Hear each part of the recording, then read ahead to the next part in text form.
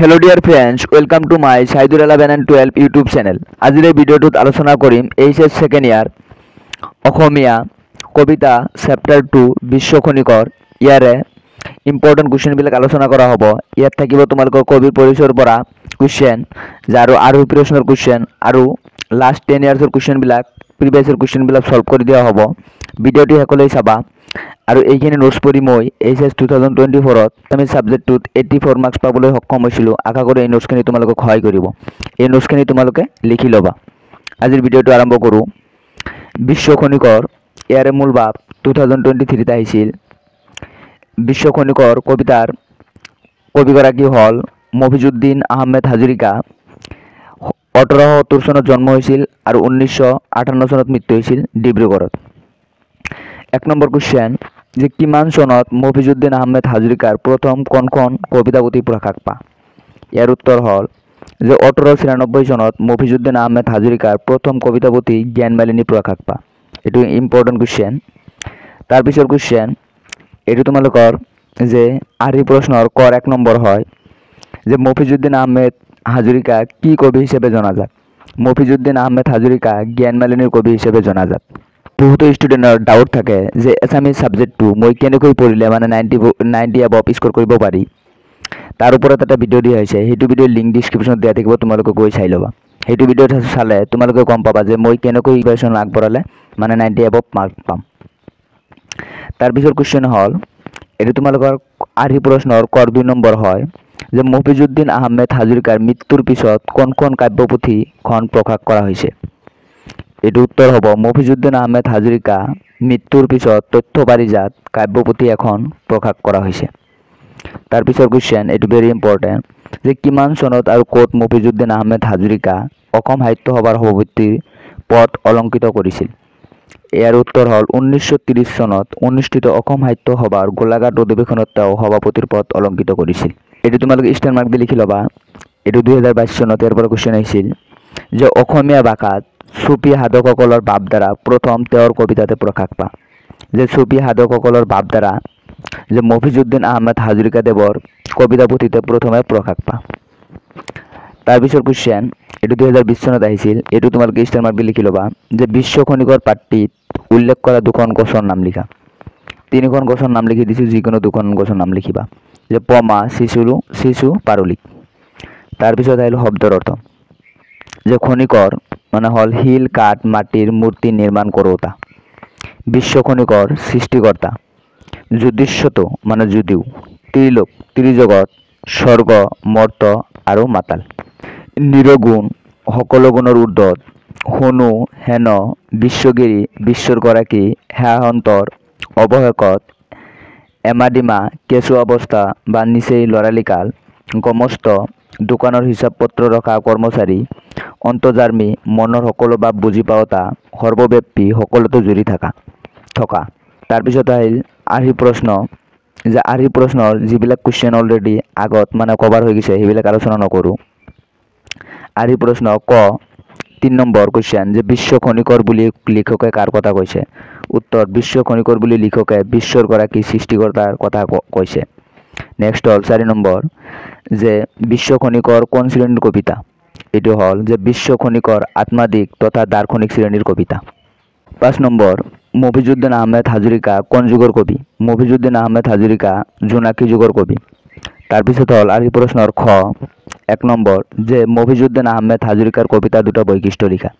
উত্তৰ হ'ল যে মফিজুদ্দিন আহমেদ হাজৰিকাৰ কবিতাৰ 2টা বৈশিষ্ট্য হ'ল 1 নম্বৰ সহজ সৰল ঘৰুৱা ভাষাৰ প্ৰয়োগ আৰু সহজবোধ্য ৰূপকৰ ব্যৱহাৰ।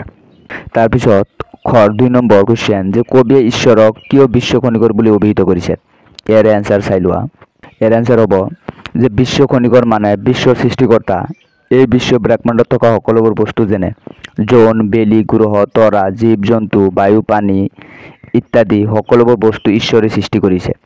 তেওঁ সত্য, ৰজ আৰু তম গুণৰ অধিকাৰী। সেয়ে কবিয়ে ঈশ্বৰক বিশ্ব খনিকৰ বুলি কৈছে। নেক্সট কুৱেশ্যন যে এইটো তোমালোকৰ 3 নম্বৰ যে সত্য, ৰজ, তম গুণ কি বুজাই লিখা। এইটো এনচাৰ চাই লোৱা। ইয়াৰ এনচাৰ হ'ব সত্য, ৰজ, তম এই 3টা গুণতে অৰ্থাৎ শক্তিতা জগতৰ স্থিতি ল। সত্য গুণ সুখদায়ক আৰু জ্ঞানাত্মক।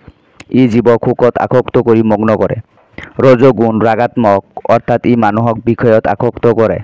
তমগুণ অজ্ঞানৰ পৰা হয়, ই জীৱৰ মোহ উৎপাদন কৰে আৰু প্ৰমোদ আলস্য আৰু নিন্দাৰ দ্বাৰা সকলো ঢাকি ৰাখি জীৱক মোহপাশত বন্দী কৰে। সত্যগুণৰ অধিকাৰী হ'লে জ্ঞান আৰু সুখ পোৱা যায়। ৰজগুণে দুখ নমাই আনে আৰু তমগুণে জীৱনলৈ অজ্ঞানতা নমাই আনে। এয়ালৈকে ইয়াৰ এনচাৰ। 4 নম্বৰ কুৱেশ্যন, এইটো ভেৰি ইম্পৰ্টেণ্ট, যে মফিজুদ্দিন আহমেদ হাজৰিকাৰ দুখন কাব্যপুথিৰ নাম লিখা। ইয়াৰ উত্তৰ হ'ব মফিজুদ্দিন আহমেদ হাজৰিকাৰ দুখন কাব্যপুথিৰ নাম হ'ল জ্ঞানমালিনী আৰু তত্ত্ব পাৰিজাত। তাৰপিছত 5 নম্বৰ কুৱেশ্যন, যে কবিয়ে বিশ্ব খনিকৰক কিয় সৰ্বব্যাপী সৰ্বশক্তিমান বুলি আখ্যা দিছে। ইয়াৰ উত্তৰ হ'ব যে বিশ্ব খনিকৰ মানে বিশ্বৰ সৃষ্টিকৰ্তা।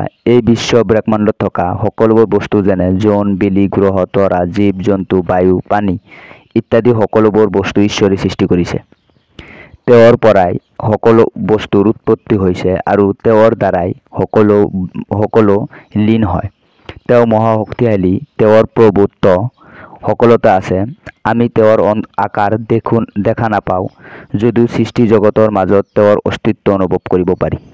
লাষ্টত এইখিনি লিখি দিবা, সেয়ে কবিয়ে বিশ্ব খনিকৰ সৰ্বব্যাপী সৰ্বশক্তিমান বুলি আখ্যা দিছে। নেক্সট হ'ল যে তোমালোকৰ আৰ্হি প্ৰশ্নৰ গড় 1 নম্বৰ প্ৰশ্ন, বিশ্ব খনিকৰ কবিতাটোৰ মাজেৰে কবিয়ে প্ৰকৃততে কাৰ কথা কৈছে। ইয়াৰ উত্তৰ হ'ল বিশ্ব খনিকৰ কবিতাটোৰ মাজেৰে কবিয়ে বিশ্ব ব্ৰহ্মাণ্ডৰ সৃষ্টিকৰ্তা পৰম ঈশ্বৰৰ কথা কৈছে। বিশ্ব খনিকৰ মানে বিশ্বৰ সৃষ্টিকৰ্তা। এই বিশ্ব ব্ৰহ্মাণ্ডত থকা সকলোবোৰ বস্তু তেওঁৱেই সৃষ্টি কৰিছে। তেওঁৱেই সত্য, ৰজ আৰু তমগুণৰ অধিকাৰী। এই তিনি গুণৰ অধিকাৰী হৈও তেওঁ এই তিনি গুণৰ ঊৰ্ধ্বত, অৰ্থাৎ তেওঁ এটাতো লিপ্ত নহয়। এই বিশ্ব ব্ৰহ্মাণ্ডত তেওঁৰ বাদে কোনো বস্তুৰ অস্তিত্ব নাই। তেওঁৱেই সকলো জুৰি আছে, সকলোৰে মূল কাৰণ তেওঁৱেই, মাত্ৰ আমাৰ দেখাৰ ভ্ৰম। লাষ্টত এইখিনি লিখি দিবা, এই ভাৱটোৱেই কবি মফিজুদ্দিন হাজৰিকাদেৱে বিশ্ব খনিকৰ কবিতাটিৰ মাজেৰে প্ৰকাশ কৰিছে। নেক্সট 2 নম্বৰ কুৱেশ্যন, যে সকলোতে আছে তেওঁ কিন্তু নেদেখে কেও, উৰণিৰে মুখ ঢাকি থাকে ওচৰত। এই কবিতা ফাঁকিৰ মাজেৰে কবিয়ে কি ভাৱ প্ৰকাশ কৰিব বিচাৰিছে লিখা। ইয়াৰ এনচাৰ চোৱা। ইয়াৰ এনচাৰ হ'ল যে উক্ত কবিতা ফাঁকিৰ মাজেৰে কবিয়ে ক'ব বিচাৰিছে যে ভগৱান নিৰাকাৰ হৈও সকলোতে বিৰাজ কৰি আছে। বিশ্ব ব্ৰহ্মাণ্ডৰ সকলোতে ভগৱানৰ অস্তিত্ব বিৰাজমান। তেওঁ জড় জীৱ সকলোতে আছে। জগতৰ প্ৰতিটো অণু পৰমাণুতে ঈশ্বৰৰ অস্তিত্ব আছে, কিন্তু আমাৰ চৰ্ম চক্ষুৰে তাক দেখিবলৈ নাপাওঁ। তেওঁ সকলোতে আছে, অথচ নিজক চক্ষুৰ পৰা অদৃশ্য থাকি সৃষ্টি জগতৰ মাজেৰে নিজৰ মহিমা প্ৰকাশ কৰি আছে। অৰ্থাৎ তেওঁ আমাৰ ওচৰতে আছে, কেৱল নিজৰ ৰূপটোহে যেন অৱউণ্ডৰে ঢাকি ৰাখিছে। এইটো ৱাৰ্ডৰ সলনি তোমালোকে উৰণিৰে ঢাকি ৰাখিছে, এইটো তোমালোকে লিখিব পাৰা। নেক্সট 3 নম্বৰ কুৱেশ্যন, এইটো 2022 চনত আৰু 23 চনত আহিছিল, যে বিশ্ব খনিকৰ কবিতাটিৰ মূল ভাৱটি লিখা। ইয়াৰ উত্তৰ যে বিশ্ব খনিকৰ মানে বিশ্বৰ সৃষ্টিকৰ্তা। এই বিশ্ব ব্ৰহ্মাণ্ডত থকা সকলোবোৰ বস্তু যেনে জোন, বেলি, গ্ৰহ, তৰা, জীৱ জন্তু, বায়ু, পানী ইত্যাদি সকলোবোৰ বস্তু তেওঁৱেই সৃষ্টি কৰিছে। তেওঁৱেই সত্য, ৰজ আৰু তমগুণৰ অধিকাৰী। এই তিনি গুণৰ অধিকাৰী হৈও তেওঁ এই তিনি গুণৰ ঊৰ্ধ্বত, অৰ্থাৎ তেওঁ এটাতো লিপ্ত নহয়, গোটেই বিশ্ব ব্ৰহ্মাণ্ডখন পৰিচালনা কৰি আছে। তেওঁ নিৰাকাৰ হৈও সকলোতে জুৰি আছে। সকলোৰে মূল কাৰণ তেওঁৱেই, মাত্ৰ আমাৰ দেখাৰ ভ্ৰম। আৰু তোমালোকে যদি কিছুমান মানে লিখিব পাৰা, কিছুমান ইয়াত মানে এড কৰি দিবা। নেক্সট তোমালোকৰ 4 নম্বৰ কুৱেশ্যনটো ইমান ইম্পৰ্টেণ্ট নহয়। 5 নম্বৰ কুৱেশ্যনটো চোৱা, যে দিয়া আছে প্ৰসংগতি দৰ্শাই ব্যাখ্যা কৰা। তেওঁৱেই কাম, তেওঁৱেই কৰ্মী, তেওঁৱেই কাৰিকৰ, নিশ্চয় নিশ্চয় তেওঁৱেই বিশ্ব খনিকৰ। ইয়াৰ এনচাৰ চোৱা। ইয়াৰ উত্তৰ হ'ব, ফাৰ্ষ্টত তোমালোকে লিখিবা যে তেওঁৱেই কাম দৰ তেওঁৱেই বিশ্ব খনিকৰ। অৰ এইটো কুৱেশ্যনৰ একে এনচাৰ যে নিশ্চয় নিশ্চয় তেওঁৱেই দৰ যে সৰ্বব্যাপী সৰ্বশক্তিমান, একে এনচাৰ হ'ব।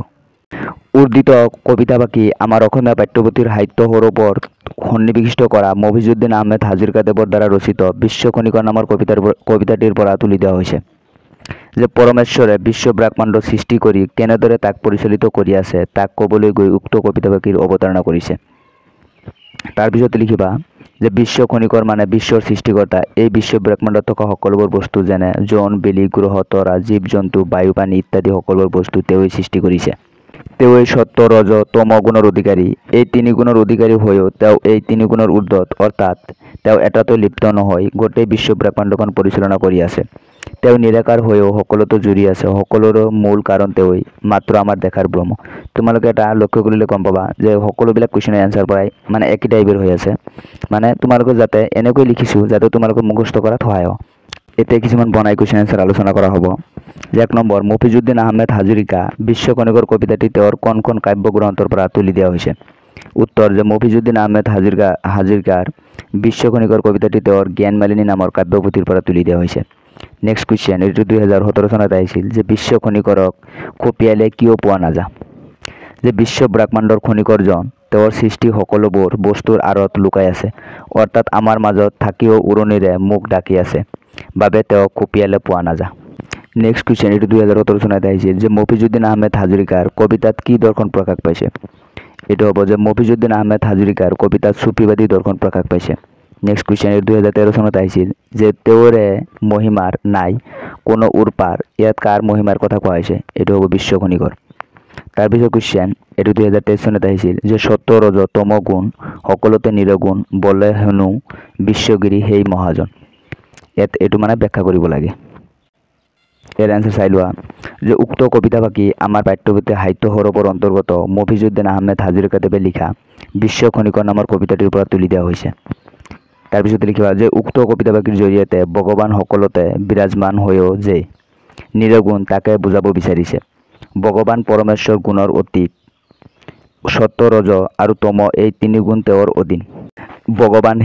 ভগৱান এই তিনি গুণৰ অধিকাৰী হৈও নিৰগুণ, অৰ্থাৎ এই তিনি গুণে ভগৱানক ক্ৰিয়া কৰিব নোৱাৰে। সত্য গুণে জ্ঞান আৰু সুখ দিয়ে, ৰজ গুণে ৰাগাত্মক আৰু অহংকাৰ সৃষ্টি কৰে, আৰু তম গুণে জীৱৰ জীৱনলৈ অহংকাৰ নমাই আনে। এই তিনি গুণ ভগৱানৰ সৃষ্টি যদিও তেওঁ এই তিনি গুণৰ ঊৰ্ধত থাকি বিশ্ব ব্ৰহ্মাণ্ডখন পৰিচালনা কৰি আছে। সৰি, এইটো অন্ধকাৰ হ'ব। এইটো কুৱেশ্যন আলোচনা কৰিছোঁ। যে বিশ্ব খনিকৰ কবিতাটোৰ সকলোবিলাক কুৱেশ্যন এনচাৰ, আৰ্হি প্ৰশ্ন, previous year question, most important কুৱেশ্যনবিলাক সকলোবিলাক কুৱেশ্যন এটা ভিডিঅ'ত আলোচনা কৰি দিলোঁ। এইখিনি তোমালোকে বহীত লিখি ল'বা আৰু তোমালোকে ৰিভিজন কৰিবা। ইয়াৰ পৰাই তোমালোকে 100% কমন পৰিব। যদি তোমালোকে ভাবা মই উপকৃত হৈছোঁ, তেনেহ'লে ভিডিঅ'টো লাইক কৰিবা, তেতিয়া মই উৎসাহ পাম। আৰু তোমালোকৰ নেক্সট কোনটো চেপ্টাৰৰ ভিডিঅ' লাগে কমেণ্ট কৰি জনাবা, আৰু চেনেলটো ছাবস্ক্ৰাইব কৰি লোৱা নেক্সট ভিডিঅ'ৰ কাৰণে। Thank you all of U.